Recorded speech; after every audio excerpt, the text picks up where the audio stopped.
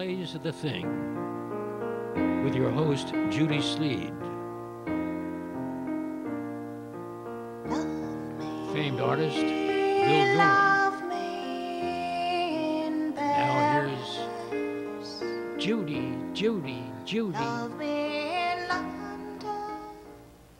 Hello, everybody. Hello again to the Plays the Thing.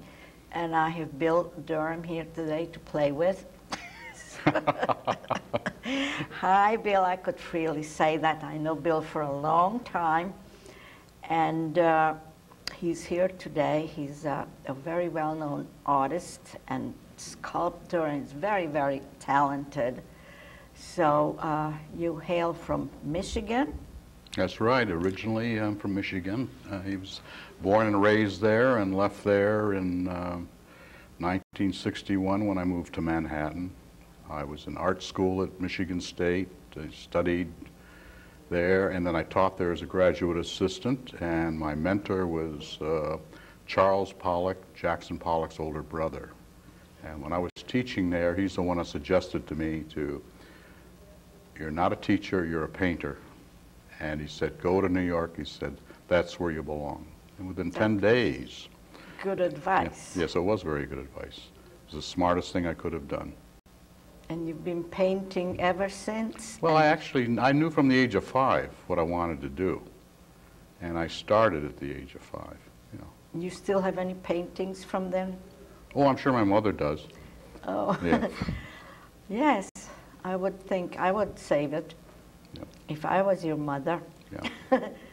So what did you do first? Did you paint? Did you do sculpture? Or what type of... Well, I got a well-rounded, like any art student at that time in the 50s, I got a very well-rounded academic art background. I didn't major in art education. I majored in painting with minors in philosophy and religion. And yeah, sculpting, printmaking, etching, serigraphy, lithography, all of that. We had in ceramics. We had to have training in all of that. Well, I went on your website and I had seen some of your paintings, and and I don't know if they were all paintings. I'm not an expert about prints and all that.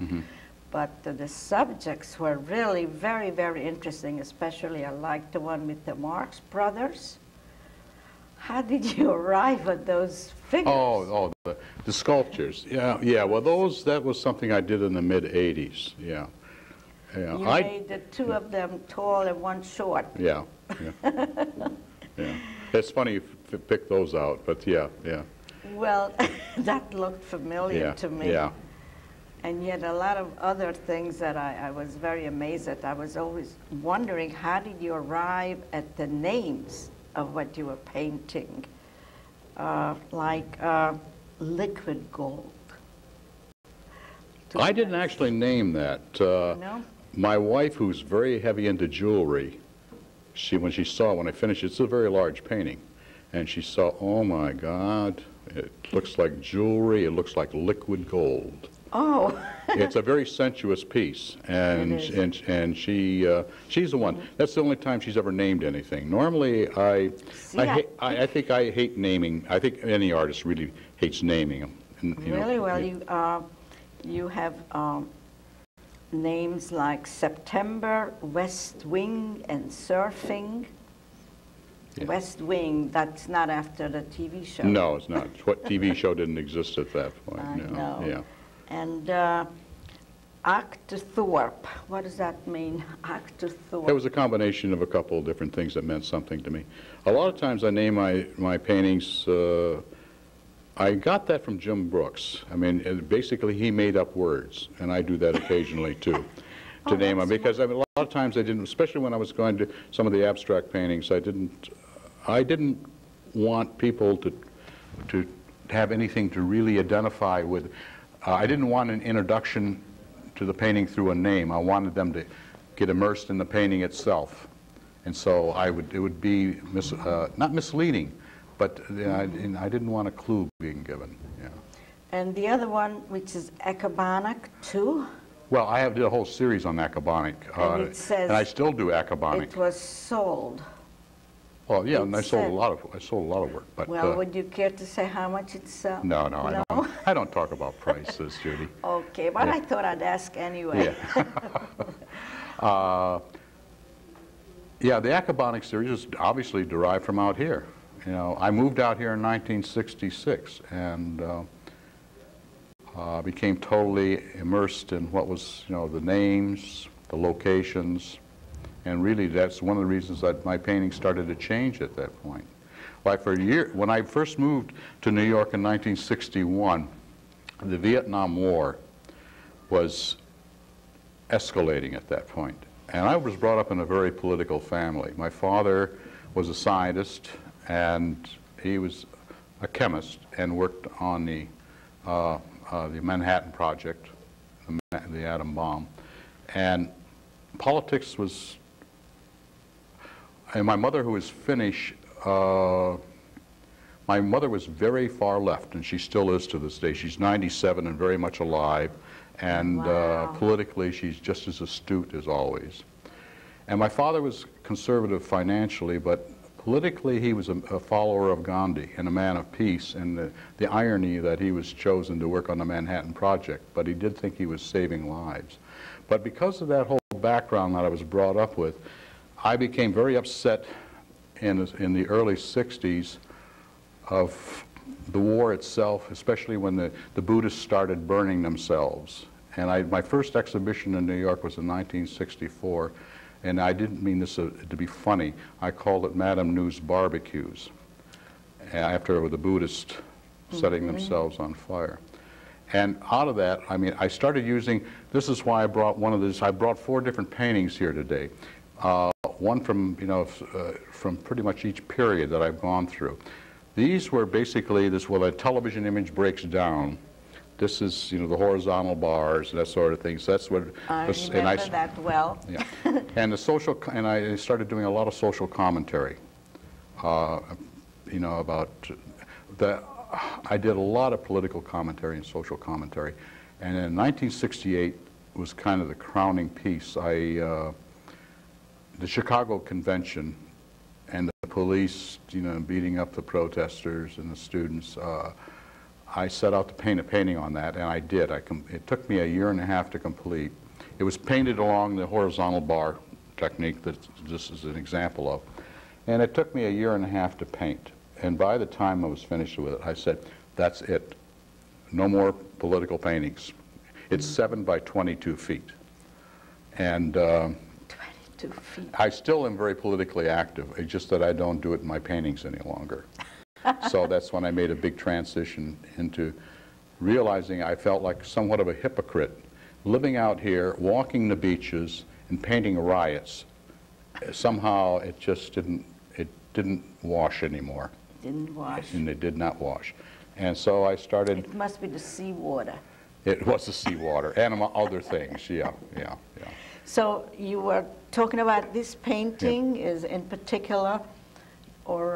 Well, I brought this one here because it's an example of that whole period. This was painted in 1965, and that whole period. And most of my paintings are very large, so I brought.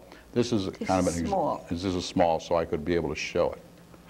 And from that, I went into still using the horizontal bar and bar technique, but then I started translating it into another format, and I'll get the next painting that. Okay. All right, go ahead. Go ahead. Do it. Mm-hmm.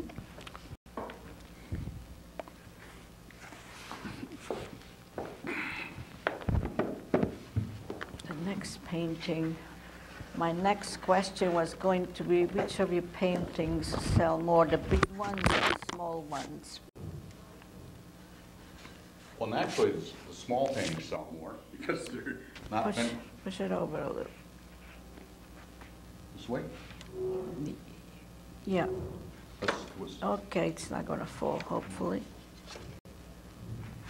Okay. You Yeah, it's fine. dropped that. Yeah. Sorry about that.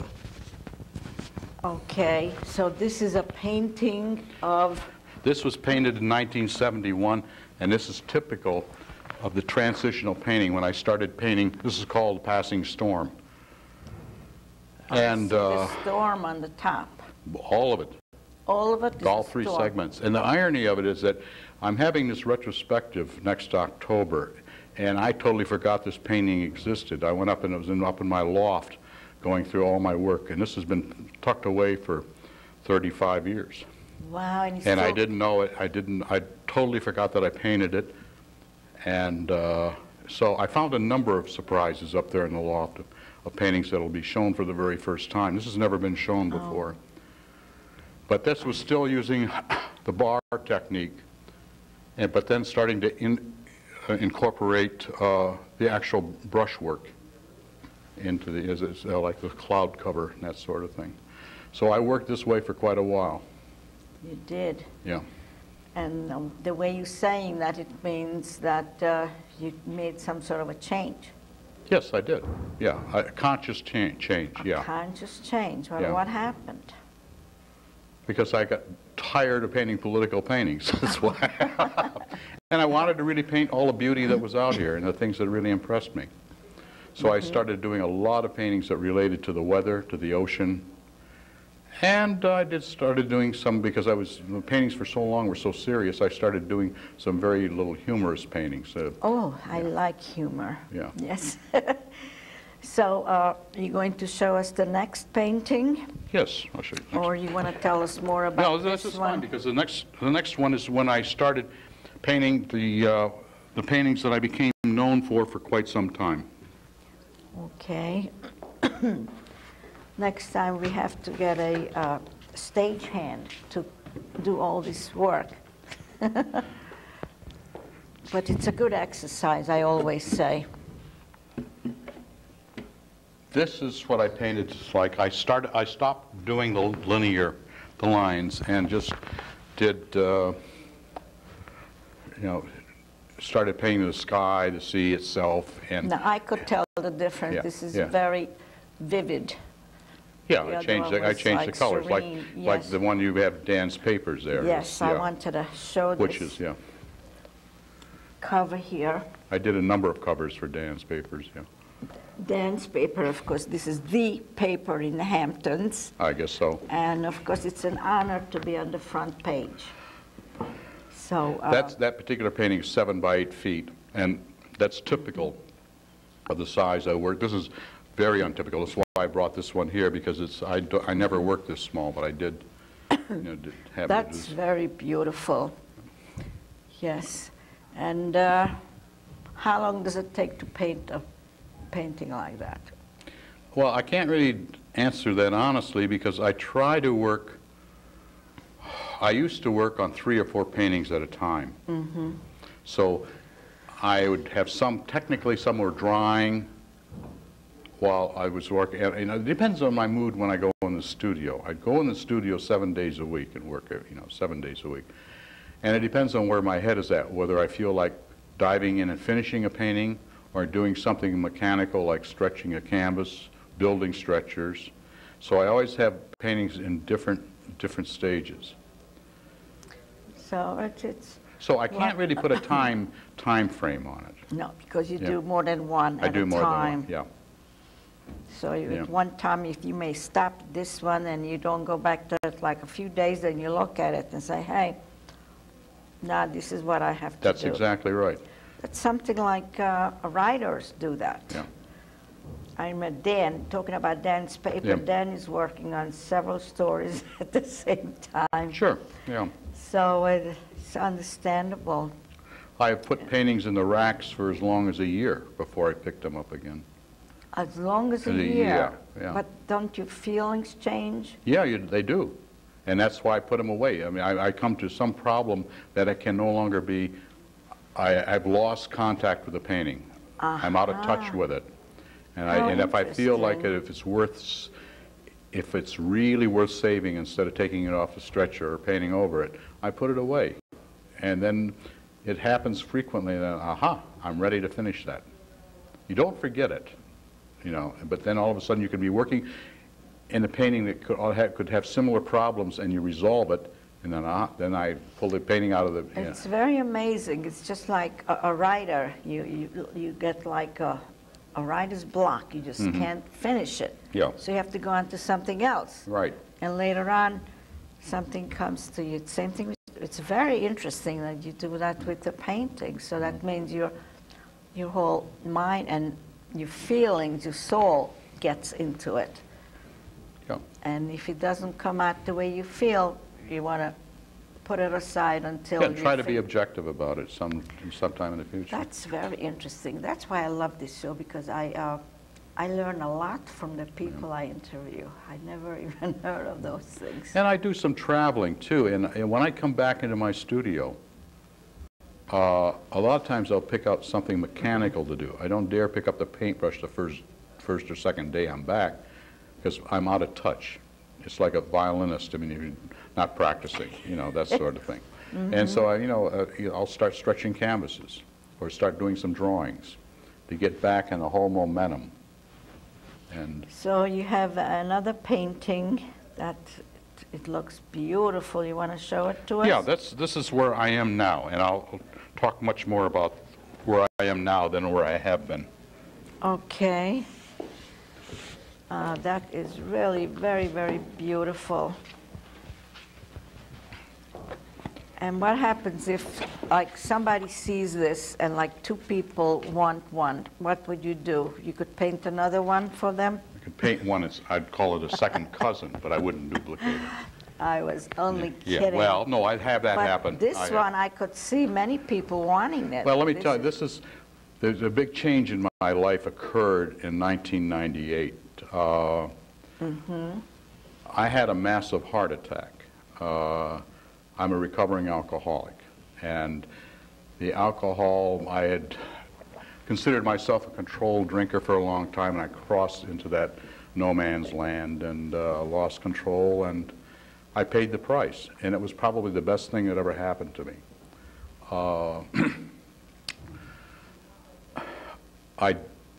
When I was released from Stony Brook after having quadruple bypass surgery, I've since had more heart surgery, but the surgeon sat down and talked to me, and he said, you've got to change everything in your life. Your eating habits, certainly you can never take another drink ever again, because you said you've done so much damage to your heart, you have one more drink, and you won't make it to the phone to call me for help. And he said, do you understand that? And I said, yeah, I do understand that. And he said, I want you to take, really think about where you're going and what you're going to do with the rest of your life. And so when I got home, I thought, well, I'm changing everything else. Maybe it's time I took a look at my painting a little differently. And I started painting things, or started drawing things that had just meaning to me, very special meaning to me, simpler things. And I haven't been given a second chance at life. I started looking at things differently and appreciating things that I'd never appreciated before. Things that I'd taken for granted, I don't take for granted anymore. And so this has started me on a whole new direction. And this is typical of where that direction has taken me. Simpler things. More cheerful? Yeah, more cheerful. Yeah, it's interesting you brought that up.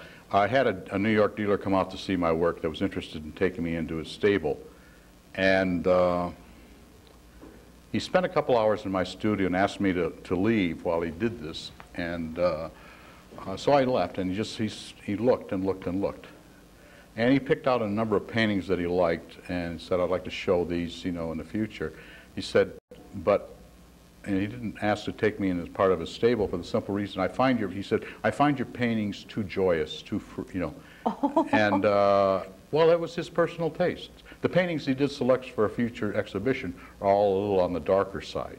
Really? Well, everybody has different tastes. Oh, of course they do. And I'm not really concerned about, his taste or, I'm painting what I want to paint and what has got a great deal of meaning to me.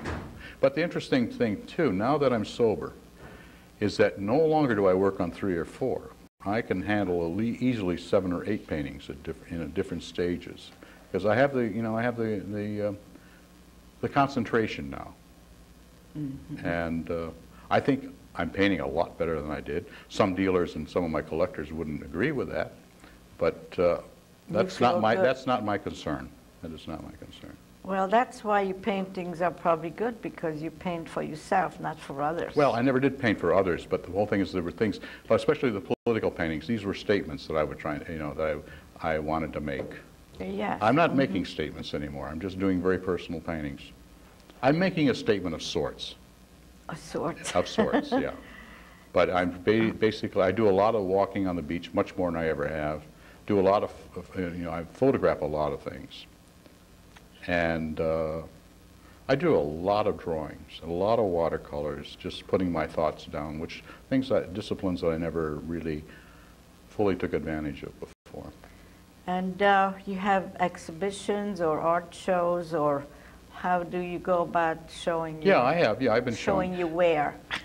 No, I've been showing. I have a wonderful website, just BillDurhamStudio.com, and a very good friend of mine, Bill Sagal, who is great with developed this website and did a fantastic job. And we update it all the time. I'm also having a major 50-year retrospective next year at Ashwell Hall in the month of October in 2006. I'm also getting other people involved, so there will be art-related events going on at the same time. I'm trying to get the play, quote-unquote, art in this. I'm also going to hope to do a poetry slam while it's running. There are other art-related events that are in the works. Exhibition will be up, but these are non-visual things. I mean, these are non-exhibition things that will be happening. Yeah, but you didn't do those things. No, I didn't, but I'm getting people involved that do those things. Do you remember the first painting you ever sold? Yeah, I do. Well, can you tell us? Yeah, I was when I was an art student. Yeah, visiting professor from the University of Chicago. How big was that, would you say? 3 by 5 feet. Yeah. I remember it very well. And who bought it? A guy named Dr. William Henry. He was a visiting psychologist from the University of Chicago. So he came to visit the studio? No, he was teaching. He was a guest lecturer at Michigan State, and saw an exhibition of mine and bought that one, and he subsequently bought 3 more paintings. Interesting. So is that how you sold most of your paintings, when you put them on exhibitions? That's the way then, I mean, I've been doing this long enough now. Well, that's now, yeah, but yeah. I'm just talking about the beginnings, yes. Yes. Yeah. So where have you done, where did you show your art? A few places. I know it's out here, but... well, in New York, all over. I mean, in shows all over, yeah. And you had like a curator? Oh, I'm not the curator. No, you had one. Well, I have a curator now for the forthcoming, the exhibition. I'm working on the retrospective as we speak. Yeah. So this is going to be a big event. Yeah, a very big event. 50 years worth of work, and the fun part about it is doing the editing and finding out, going up in the loft and finding these works that I didn't know existed. So that has been, So I was going to ask you, you started saying you're doing some photographs. Yeah. So I see a lot of art being done on the computer. Have you done any of that? Why? Yes, I don't know, maybe 20 years ago when it was first being introduced. I'm slipping the founder of LTV. Founder? Fraser Doherty. Who? Fraser.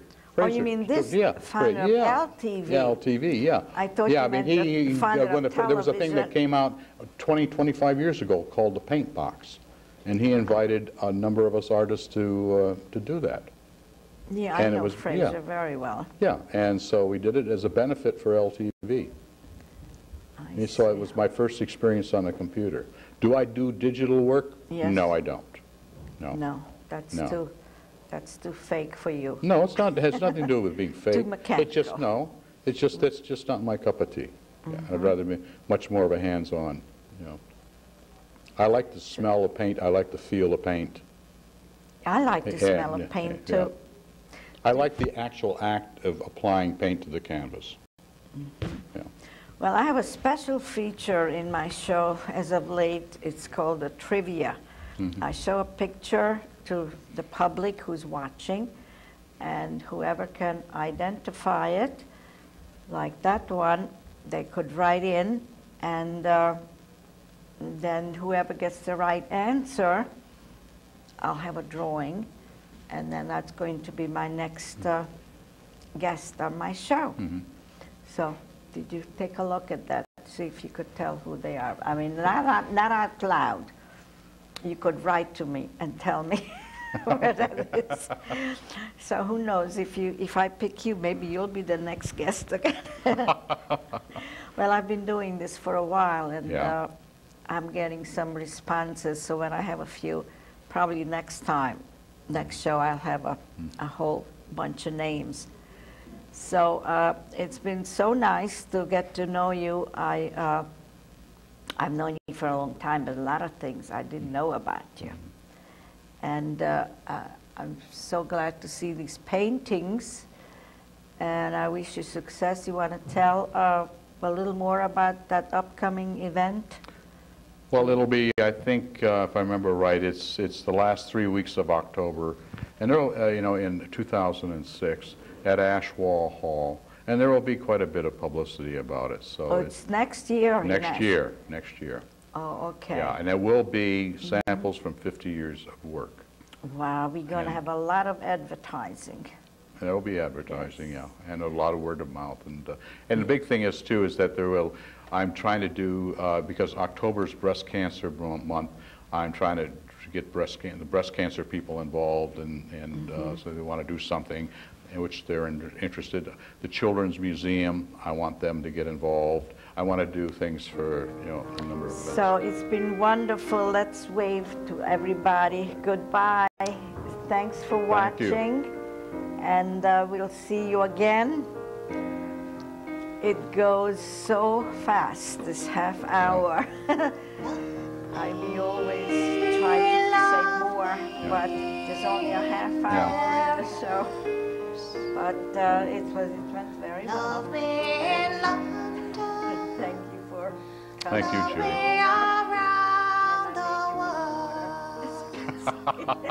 Cheers, Judy.